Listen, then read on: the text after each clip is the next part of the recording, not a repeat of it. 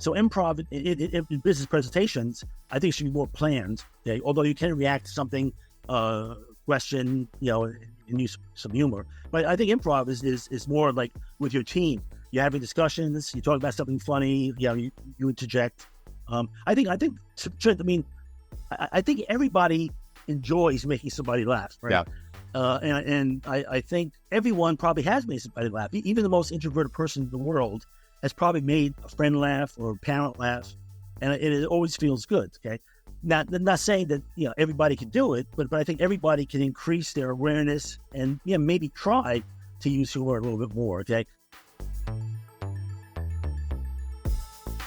This episode is brought to you by Greenskies Analytics, an audit analytics service provider that works with internal audit departments that have data analysts and are still frustrated with trying to make analytics actually work, aren't getting the expected ROI, who can't break through the communication barrier between the analysts and the audit team, and those that need experienced direction through an audit analytics strategy and process. Those that feel like they've wasted time and money on trainings, aren't getting the value they want, not prioritizing the highest risk areas for the organizations, or have projects that seemingly never get completed. Do you deal with any of that? If you do, go to the show notes of this episode and click the Greenskies Analytics link, or go to greenskiesanalytics.com to schedule a call and understand how Greenskies Analytics makes analytics actually work for internal audit.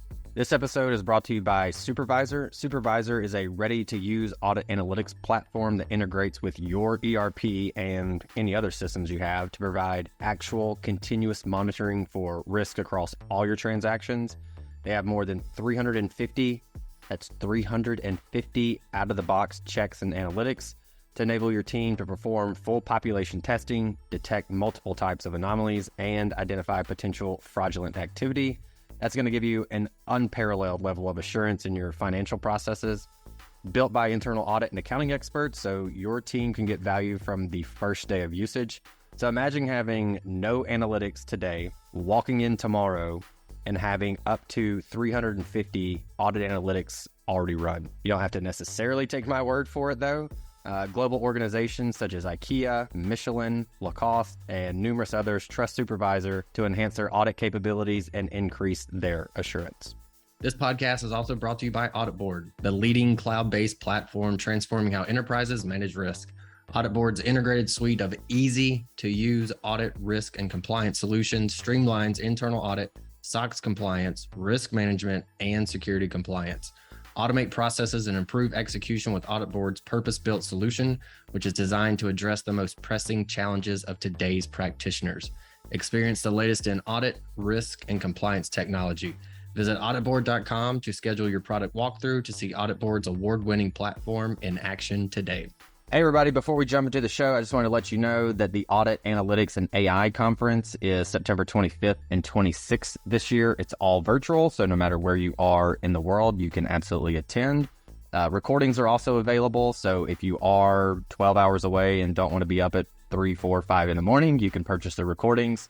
This is the only conference that's strictly about analytics and AI for internal audit. So you're going to get your practitioners' use cases. This thing is practitioner-led, save for one speaker that we had this year, but everyone else is in your peer group, ranging from the largest internal audit data analytics teams in the world down to the individual contributor who spends, like, hey, I got 50% of my time I can dedicate towards analytics. Each speaker's mission is to show you how to actually do what they are talking about. So thought leadership is great, and there will certainly be some of that, but for the most part, that's great. We love the thought leadership. Show us how to actually do it. We are currently at 19 speakers and counting, so we're going to add a few more, and you can get up to 19 CPEs if you attend. Check out the link in the show notes, or you can search for Google theauditanalyticsconference.com, and you can register there. Hello, everybody. Welcome to another episode of the Audit Podcast. Today on the show, we have Mike Lynn. He does QA reviews and ERM consulting as the owner at Audit, Risk, and Governance Oversight, aka ARGO. He just rotated off the IAA Global Board in June, but he's still super active in his local New York chapter. He teaches advanced internal auditing at St. John's, and the main reason that he was on the show today is he was voted funniest accountant in America. The IA did this profile of sorts on Mike and published it. And so that's how I came across Mike. You can read that profile. There's a link in the show notes, so you can check that out. But that's really why I wanted to have him on, was basically like, hey, come interject some humor into this audit podcast that we have going on. Because of that, he's also developing a course on using humor in business. And so if you're interested in that, if you have, training budget and all that kind of good stuff, looking to bring some folks in, whether it's your IA chapter or within your organization or something like that, reach out to Mike on LinkedIn so you can get that scheduled and have him speak to you. Last thing, through Mike's admission, he is a New Yorker, so he talks very fast. And so if a lot of podcast platforms let you listen to a podcast at like 1.5 X speed or 2X speed or something like that. If you typically do that, don't, because it's going to be at like 8X for Mike's sections anyway. So maybe hold off on that. But again, like most of what we wanted to talk about was his career in internal audit and working with auditors, but then how he's able to interject humor in there. And I was just curious in general, like how do you go from audit to stand-up? So he actually had a bit of a stand-up career. And so I just wanted to understand that story and get Mike's background.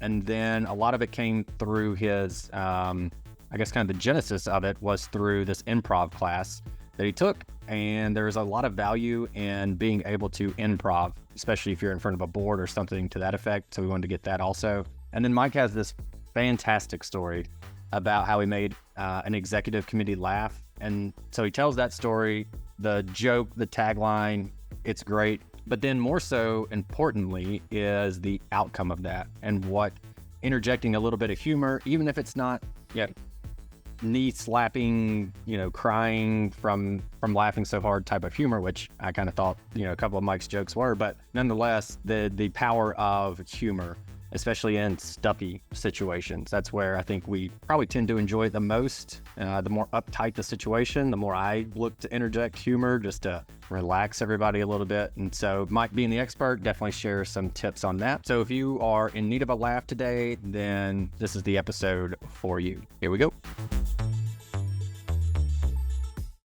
All right, I think there's probably a lot of folks that are going, why is there a former comedian, stand-up comedian on the Audit podcast? And we will get into that a little bit more later. But tell me the story around your stand-up career, how you got started and all that kind of good stuff. Yeah, thanks, Trent. And again, the purpose of this is just to kind of go over some of that. But there was an article in LinkedIn on it from the IA magazine, again, just showing that auditors are not always just cookie cutter impressions. We have different interests, and so I'll mention my experience doing stand-up back in the late 80s and the early 90s. The article that was written in the IA magazine, it emanated from me reading an article on Helen Lee, who is a CAE out, I believe it's Singapore, and she had an article on doing the tango and winning competitions. I met her once, and she was so conservative that seeing her in those pictures, I said, that's interesting. And I just mentioned that I done some comedy to someone at the IA, and they asked me if I would do a similar article on that. So basically, I'll start from kind of the beginning. I've always enjoyed laughing, getting a laugh, whether it be in school or, with friends was always really important to me, and also laughing. Okay. So if someone's funny, I enjoy it.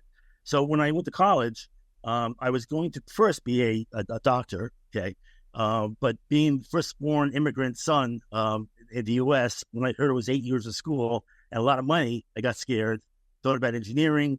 Third choice was doing art, because I paint and draw, and I've always had an artistic side. And I actually defaulted to business, and I found accounting and finance kind of two disciplines that to me were very easy to learn, logical. And I decided I could, have a career in that.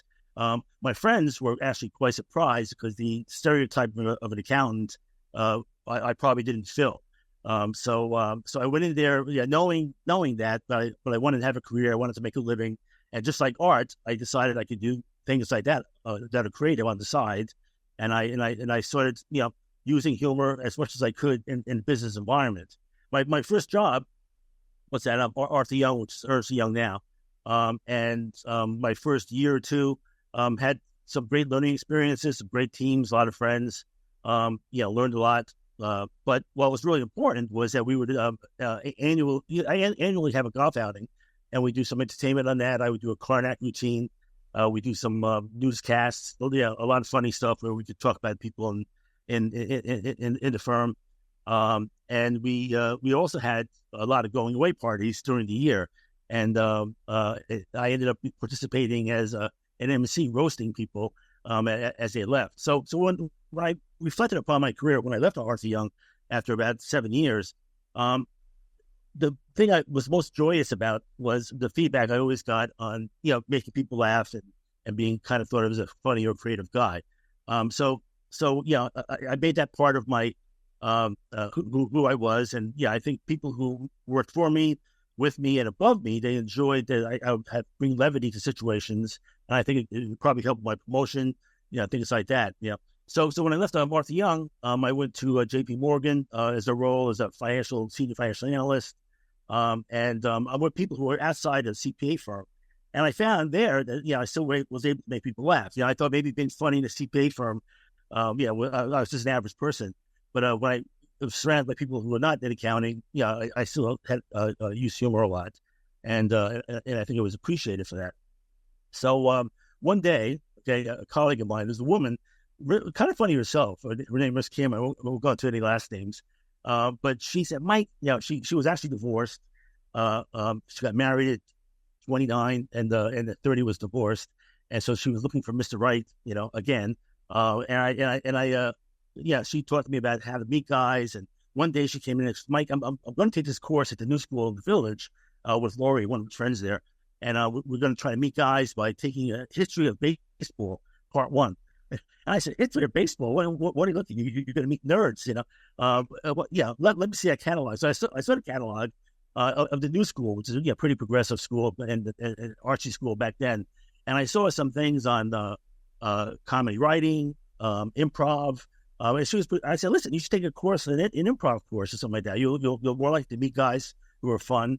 And she goes, that's a great idea. I'll do that, but would you take it with me? And I said, well, I've always wanted to do that. So I took an improv class with her. And first day of class, it was Tuesday evenings at the New School. I went to the first class. It was about 20 people and a professor who was actually an ex-Catskill comedian lawyer. But in the class, about 25% were students, 25% were people who were actually interested in doing stand-up, and about the other 50% were actually professionals, like lawyers, accountants, who actually wanted to improve their presentation skills and being able to think on their feet, and say things, without being written in front of them. And so they thought there'd be some benefit to learning improv more. And I was at that place also. So we took the course. It went very well. The professor liked me a lot. So we used to go out to comedy clubs afterwards, some stand up and things like that. So one of the assignments was just to write a 3-minute routine on anything that was exaggerated. So I did something. It went over very well in class. It was only a few minutes. But I had a repetition in class that, Mike's pretty funny. So about a week later, after I did that presentation, or that little bit of stand-up, one person in class said, Mike, we saw an advertisement for the funniest accountant in America, a contest by this executive recruiting firm in New York City. It's a national contest. They're looking for people to send in routines from around the country. You should send in your routine. So I said, well, maybe, but I don't want to do accounting jokes. If I do it, it's going to be about, things that are really funny, not just accounting humor. So I wrote to them and they said, it doesn't have to be about accounting or accounting jokes. As long as you're a CPA or an accountant, you can do it. So I submitted my routine. I got selected, and I was able to present it at the Comic Strip in New York City. Comic Strip on 82nd Street, a pretty well-known place.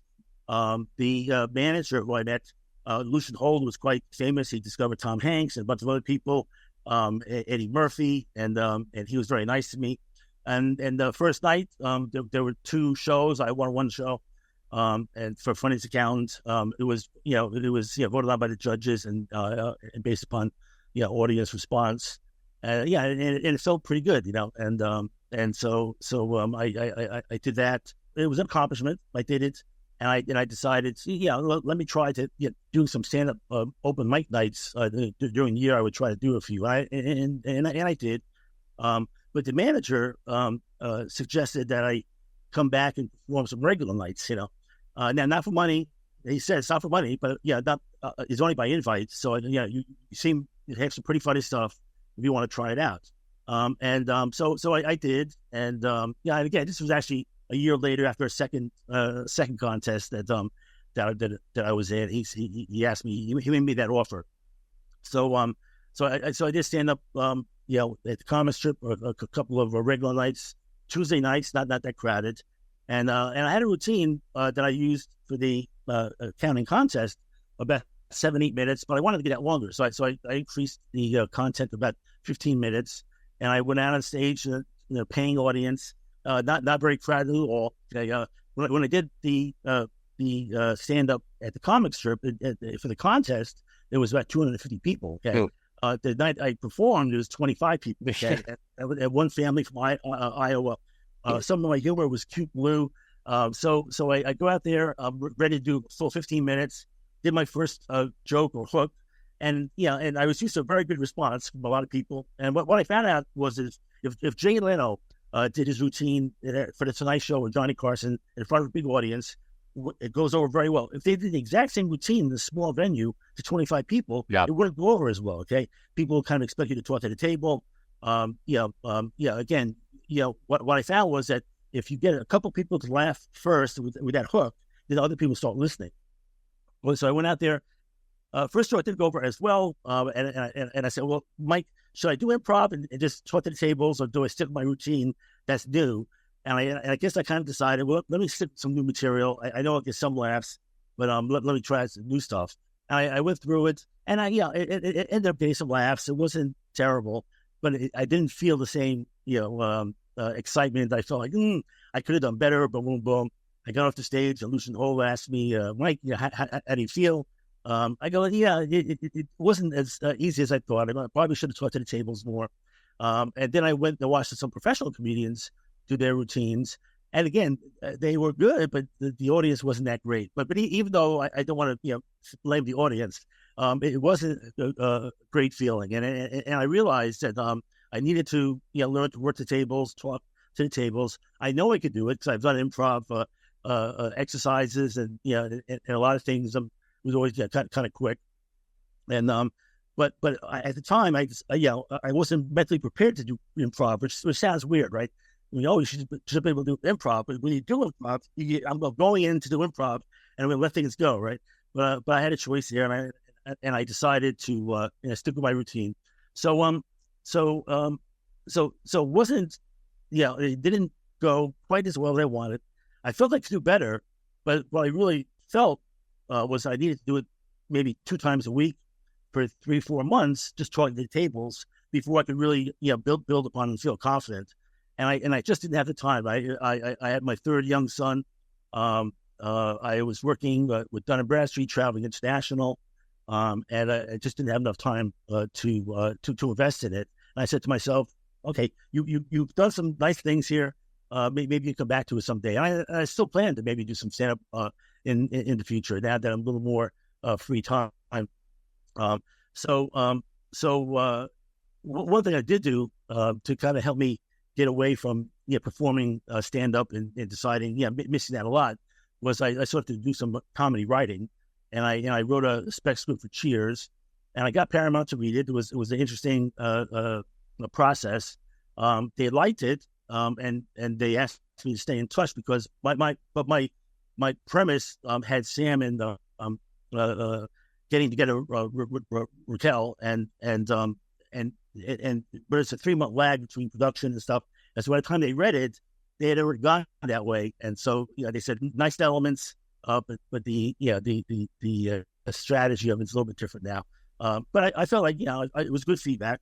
But I also realized that it was a lot of work and a lot of time, and I still couldn't really give the time I needed. So So again, I just decided, I might just enjoy humor when you can with your friends, and especially at work. And so I've often used humor at work. One, to maybe build team camaraderie. Two, to get some recognition. People think of you as a regular person. Three, to be more relatable. And I'll go into a few other things on that. But that was the quick nutshell story of some of my stand-up. But so I performed also a stand-up in New York. A number of times I did stand-up in New York City, and at the time it was quite different. You didn't find a lot of people doing that.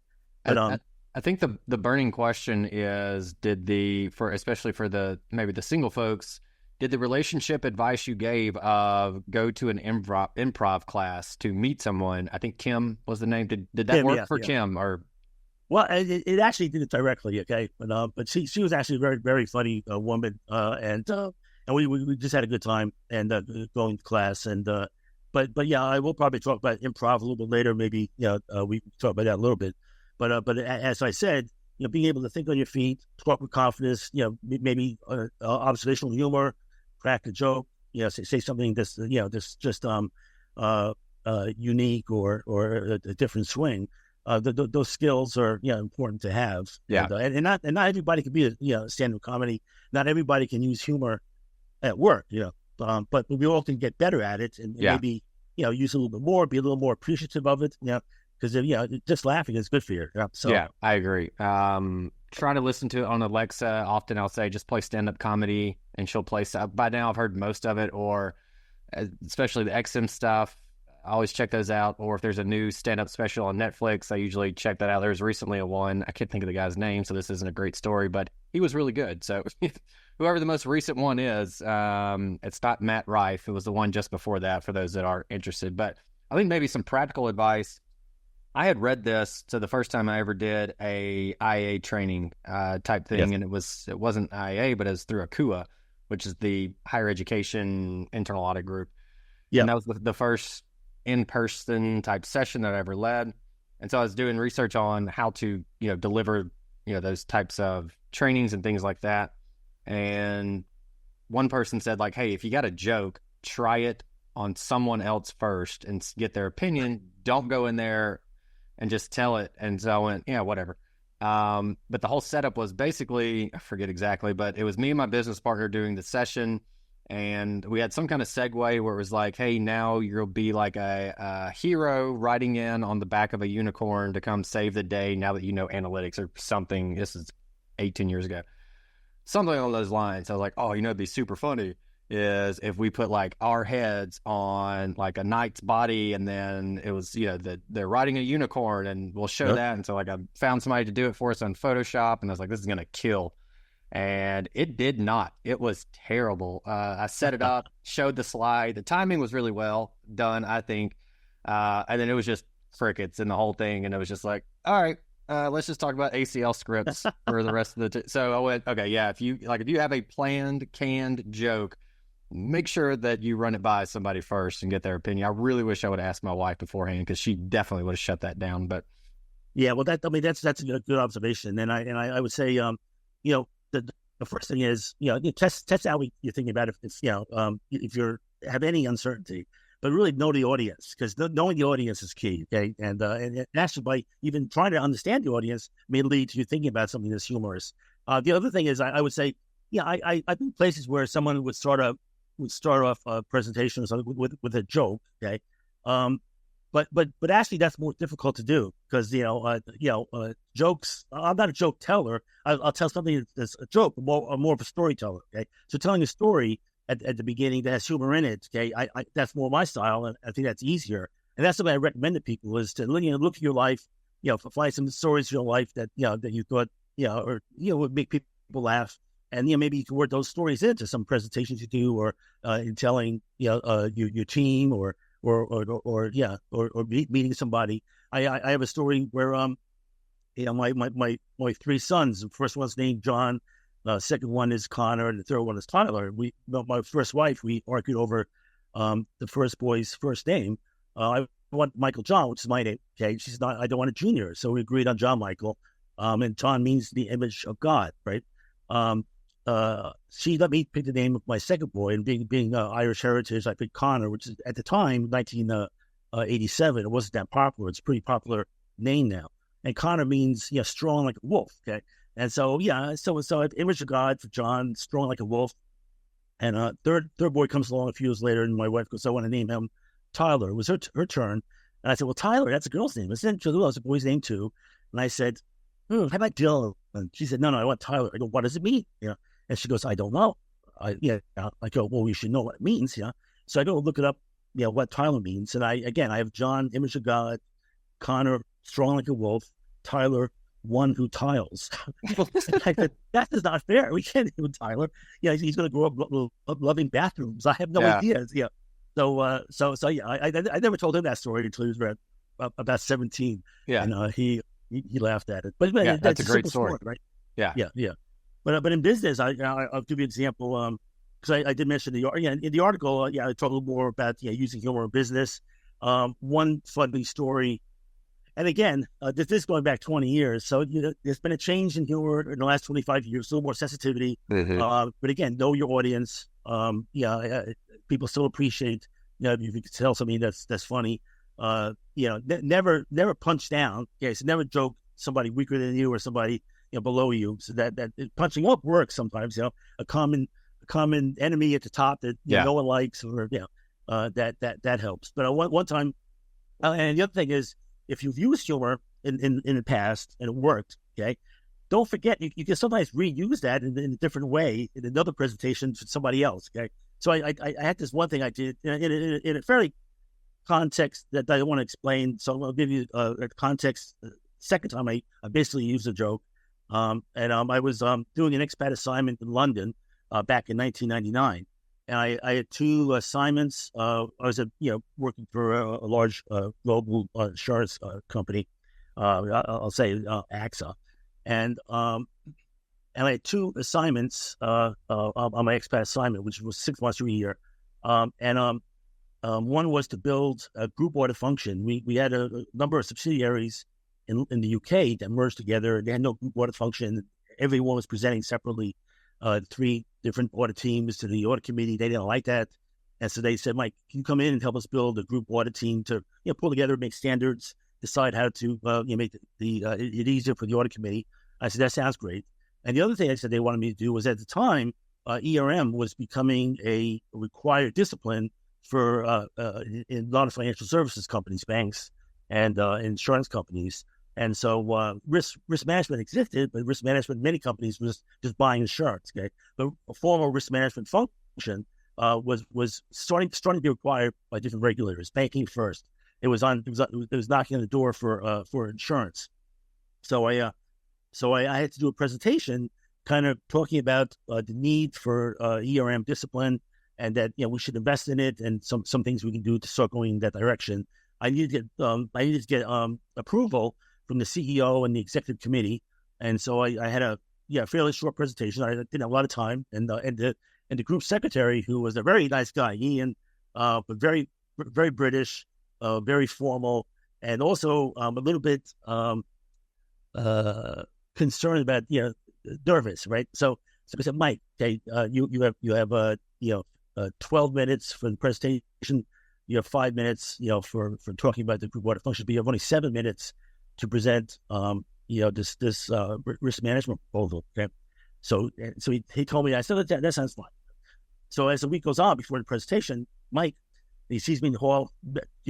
Only 7 minutes, to do the presentation for ERM. I go, that's fine. I'll make it short. Boom, boom, boom. And before the presentation comes, Mike, 7 minutes.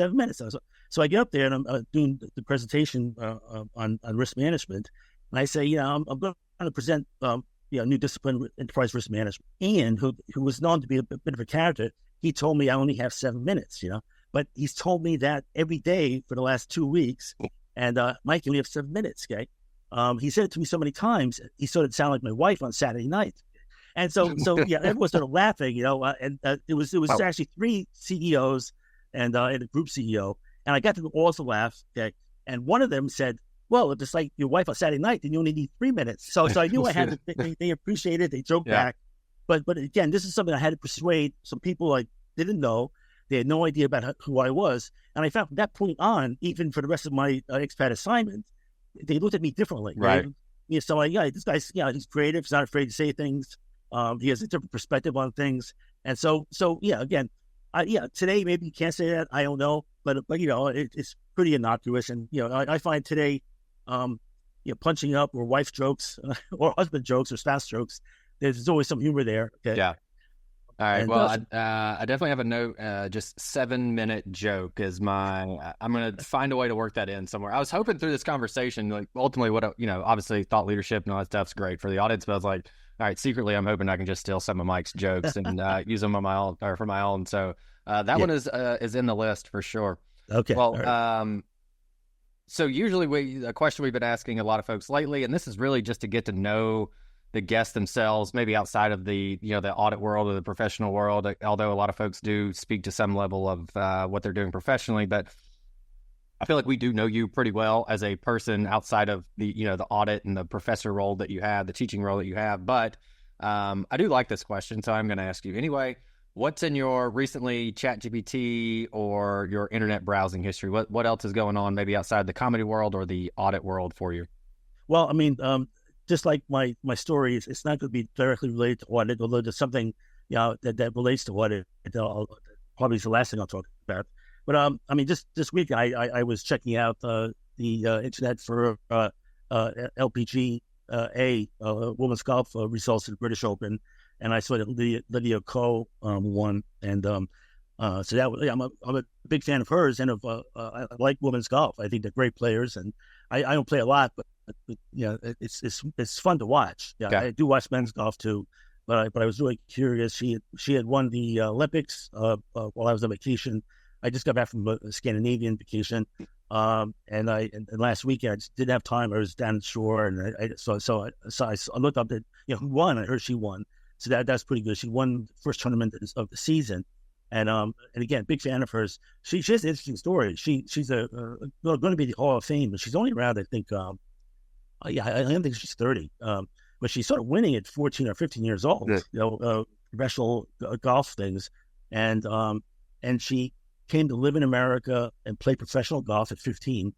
And her coach, a new coach she got, tried to change her swing, and so he had her. You're not hitting it, quite as long as you should, but she was so great at like irons and dropping the ball, near the tee. They changed her swing, and she won. I think maybe in her first 2 years before the new coach, she won like 5 or 6 tournaments. She didn't win for 2 or 3 years, when I heard that story, I felt bad for her, but through perseverance, she came back, and she's been a winner, for ever since, So she's a good player. I also I looked up the results of a UFC fight. I follow UFC. I was an ex-wrestler in high school and college, okay. So UFC would have been a career choice. It existed back in my time. If you wrestled when you graduated, you basically you try to go to the Olympics, which very selective, or do professional wrestling, which is just fake. Yeah. So and people will like that. Some people. Let's see what else. So I also was looking up. I go on YouTube a lot, and some stories on new research on Neanderthals and ancestry. So I have a big thing about understanding my ancestry. I do have a pretty high level of Neanderthal genes, which I want to brag about. I'm the top 2%. Yes. I think I would have stopped the research at that point and be like, I don't want to know anymore about this. Well, actually, Neanderthals had bigger brain cavities than human brains in Homo sapiens, but they were quite strong. But they didn't adapt quite as well as the Homo sapiens. Yeah. I think they were basically they did small kinships of families, whereas I think Homo sapiens made towns and tribes, and I think that in itself beat it. But they actually they didn't just go extinct. They kind of breeded into the Europeans and the Asian side mostly. Yeah, right? There's I just finished this book a couple of weeks or maybe 6-8 weeks ago, but I think it's called A Brief History of Time or something like that. Yeah. It's got like 40,000 reviews on Amazon, so it's a very popular book. I'm just terrible at remembering titles of books and especially authors, but talked about exactly what you were, talking about. And so at least the theory as of today, anyway. Yeah. Yes. For a while, they didn't have the DNA. They got it, and it was so degraded. They said, "Oh, it's a separate species. There's no commonality, different branch." And then they started retesting it and getting more samples. They said, "Well, yeah, actually, it's hard to see exactly what the difference is, but they probably inbreeded with Homo sapiens over time." And then just a fourth thing, I was looking up some AI stuff, and I was read a few articles on AI and humor, and one article was really interesting. AI has become pretty advanced in humor. You can ask it to tell a joke, and so again, some suggestions or tips if you're thinking about trying to come up with a joke or something that you could tailor. Ask a ChatGPT for a joke or something, and they some of the jokes are actually kind of funny. But I would probably take the joke and then kind of work it into a story, just saying a joke. Although that does work sometimes, but you got to be pretty confident it's a good joke. That was the first thing I did when we got an Alexa. The first thing I said, and it's not really, I guess it's kind of AI-ish, but I guess maybe dumb AI. But that first thing I asked her, I said, "Hey, Alexa, tell me a joke." And it did. And I went, that's pretty funny. You can stick around. That's good. Well, one article I read, I actually posted on LinkedIn, and it took a humor situation in The Simpsons, and it asked AI, some different tools, not just ChatGPT, why is this joke funny?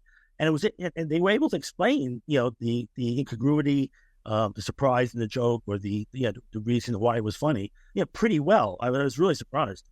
Yeah, that's interesting. I'm gonna have to try that out, especially the other end where it might be, like if I'm watching a stand-up with my wife and I laugh hysterically and she doesn't, then I might go, "Hey, why is this joke not funny to her?" I hadn't really thought about that. Okay, I really like that. I wasn't expecting that. And that's actually using humor. Humor can be analyzed a lot, and it's good to analyze it. It gives you some different ideas.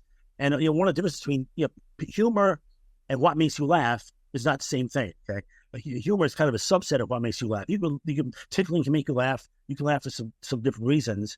But when something makes you laugh that's verbal, or maybe a picture or something you see, ask yourself, well, why am I laughing? And that helps you understand comedy a little bit. There's a number of theories on, certainly there's an element of surprise. Sometimes a lot of people laugh because you're going down a road and all of a sudden it ends this way. You go, oh, I didn't see that coming, or incongruity, exaggeration, imitation, things like that. There's a few different things you can do. But understanding humor and trying to be more sensitive to it or aware of it. Appreciate it. I laugh every day. And I can't even imagine people who don't really laugh a lot. Because my wife is really funny, and we laugh about. Even when we have arguments, we end up laughing about them. And we exaggerate them. But she actually uses using accents. Okay, if you can do imitations of someone's, that can be very humorous. And so right, well, good for you guys. My wife definitely does not laugh at what I say every single day. Well, my wife would kill me because I made an observational comment to somebody at a street fair, and the one was a young woman walking a dog. I said something funny, and she goes, "Oh, that's pretty funny. That's a good dad joke." So like, "Oh, my dad." She said, "Snappy labeled everything I say as a dad joke. It drives me crazy. Right? That's not a dad joke. That's just funny." Yeah. She I think it was the first Father's Day, my wife bought me a book, and it was like every dad's joke ever or something like that.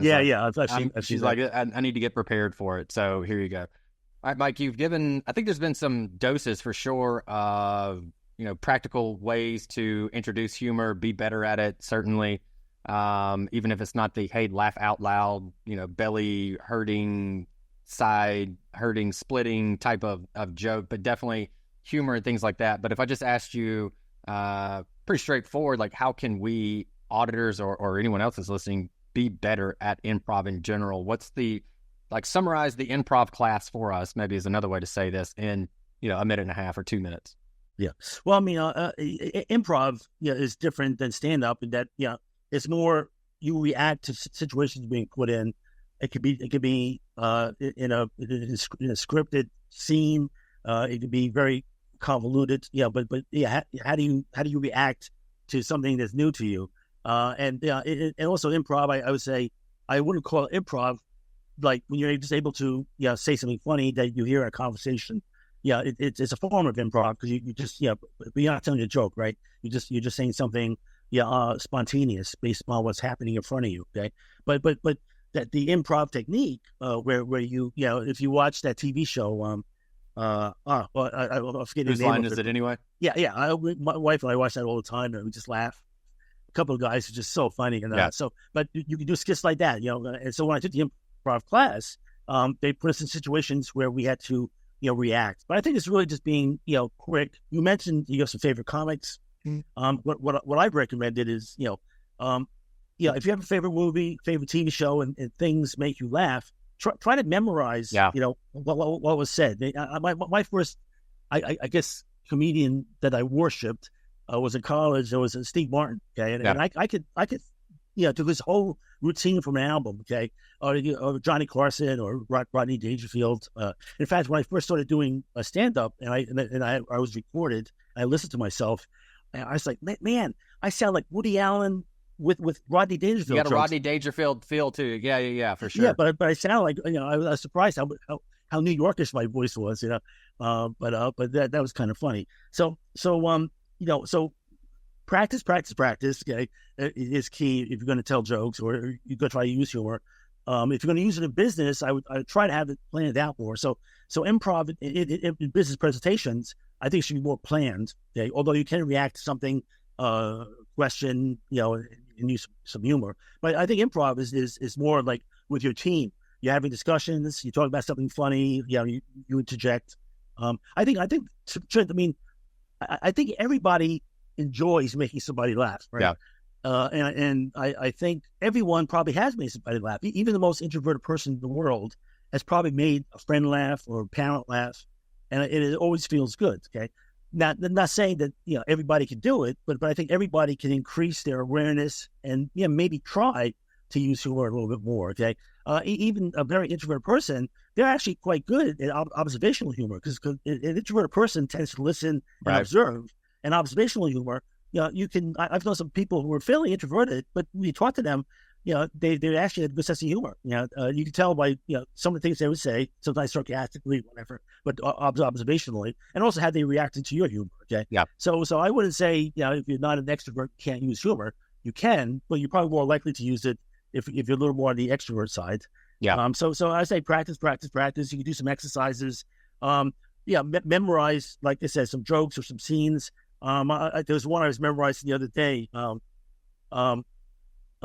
The scene was angry that day, my friend, like an old man returning soup at a deli. Okay, and so that was from a now I could do it better than that. Okay, but it was from a line in Seinfeld where George was a whale doctor. And So again, just memorize some things and say them out loud, and that gives you some confidence. And sometimes you get things come out like reflex. I have Steve Martin jokes, or other jokes that I think are really I just pull out of just like that and claim them as mine. Nice. And you mentioned comedians too. Like I find there's a couple of comedians I really love these days. Brad Williams, he's actually a dwarf, but he's funny as hell, and he's not afraid to make fun of himself. But what was his name? Say his name one more time. Brad Williams. Okay. There's another Canadian guy, Ian Brigg, who is the best. He stands up and he just talks to tables, and he says things that are just so funny, incredibly, just from conversation. Now, most of the comedians, they can do that, right? Yeah. But his is just extreme and it's consistent, So those are two names I like. But again, I'm a big fan of Johnny Carson and Steve Martin, Woody Allen. Yeah, they're on so if you're an XM radio person, I think they're on channel 94 a lot of times. Oh, is that right? Okay. Like the Stand-Up Greats, I think is what it's called. But it's like those people from 60s, 70s, 80s, and then even some modern ones, but the ones that are considered like the best over the last couple of years. So it's not just everybody. It's like these are the legends of stand-up comedy. And so those usually the audio's pretty garbage because they're forever old. But when you can make them out, they are pretty good. I really like the basically take from your environment kind of advice on things that you find humorous in various shows. I've had the same best friend since I was 5 years old. The foundation of our relationship is quotes from Family Guy, Oh Brother, Where Art Thou, Dumb and Dumber, and Friends. We don't even have conversations. We just quote this stuff that, all the movies and shows we watched together growing up and when we were in college. And that's pretty much it. Like, that's all we do. And again, I had lunch with my 3 adult sons 2 weeks ago, and we're talking about our favorite movies, comedies. Again, I didn't have some of the older ones, The Holy Grail, Young Frankenstein, which is the best spoof movie I've ever seen. Okay, Blazing Saddles. But one son loves. You mentioned what you just mentioned, Dumb and Dumber. Okay, they're also Step Brothers. They're big into that, but then a lot of other things. Yeah. So again, just enjoy humor. Try to use it more. And there are some actually real benefits too. Personal, right? Laughing is healthy. It's good for your body, relieves stress. Okay. And then from a business point of view, I find again, having a good sense of humor makes you more approachable, makes you seem more empathetic, makes you seem more creative sometimes. People in leadership roles who use humor, it helps their ability to lead. If you can find humor in a tough situation, people really appreciate that. So again, humor has a lot of benefits, and whether you use it, a hell of a lot more or just a little bit more, I think you can enjoy it. Yeah, so you mentioned Blazing Saddles. I was at a bar, this like hipster bar. They had Blazing Saddles on the TV. It was it's a bar, it was loud, but they had the closed captions on. I just watched the movie the whole time. For like 30 minutes, I just sat there and read the closed captions and watched the movie the whole time. I'm like, I'll just do this, and then I'll catch up with you guys later. I'm pretty into the movie. But, Cheers was my favorite. That was favorite for a long time. Which one was?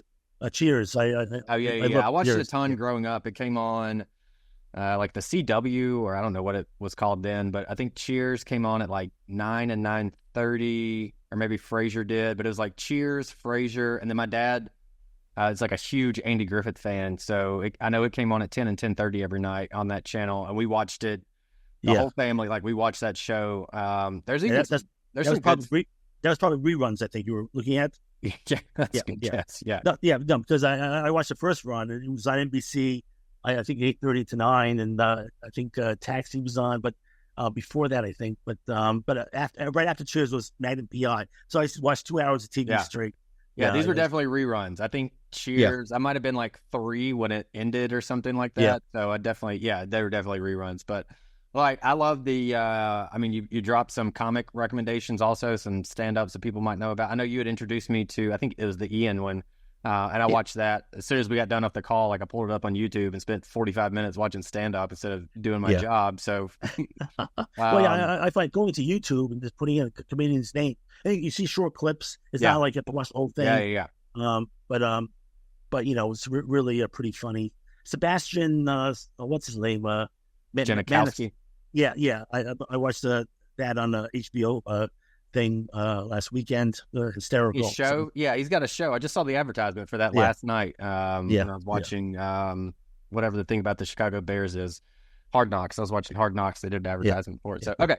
All right. With all that said, I appreciate the recommendations on the comedians. I stole a couple of your jokes and stories. I'm going to definitely use those for myself, and even some movie recommendations for those that haven't watched any of the movies that Mike and I both talked about, or even some of the shows. They are funny. Pull them up, watch them, and enjoy them. With that said, though, Mike, take us out. What do you want to leave the audience with? Well, I'll leave the audience at in 2 points. One about using humor at work. And one is, to advance your career, but also, career advice, right? I picked a career that most people wouldn't think I fit the stereotype, right? But there were a lot of good things about internal auditing, problem solving, meeting a lot of people. I always like to meet new people, looking at new processes, not doing the same thing every time. And so I really felt that it's been a great profession for me.